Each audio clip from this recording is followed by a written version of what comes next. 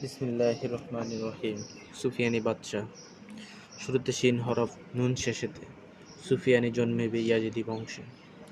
সুফিয়ানি শেষ জামানার বাদশাহ, পাবে ৩.৫ বছর ক্ষমতা। প্রথমে দেখাবে ন্যায় নৈতিকতা, মজিবে সবার মন, বলিবে সবাই এই তো মোদের মহান নেতা।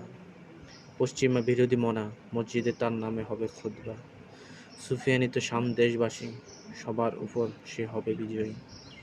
হারাবে আসহাব ও আবকা জাতি, ক্ষমতার মসনদে বসি অত্যাচারে অতিষ্ঠ হবে জাতি। পাপাচারে কষ্ট পাইব দেশবাসী, আরেক সুফিয়ানি সে বাদশার বাগিনা।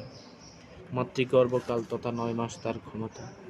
দ্বিতীয় সুফিয়ানি ইয়েজিদি বংশজন, হবে সে নিকৃষ্টতম বাদশার অন্যতম।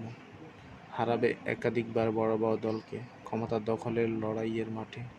অধিক হারে কর করিবে গ্রহণ, বিরোধী সৈনিক করিবে কারাবরণ।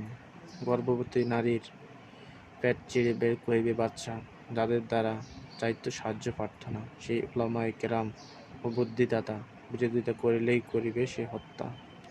তার যুগেই হবে কঠিন মহাযুদ্ধ, কত জাতি দেশ অগ্নি আঘাতে হবে ধ্বংস। ধ্বংসকালে নিহত হবে সে, কালো আর হলুদ পতাকার যুদ্ধে।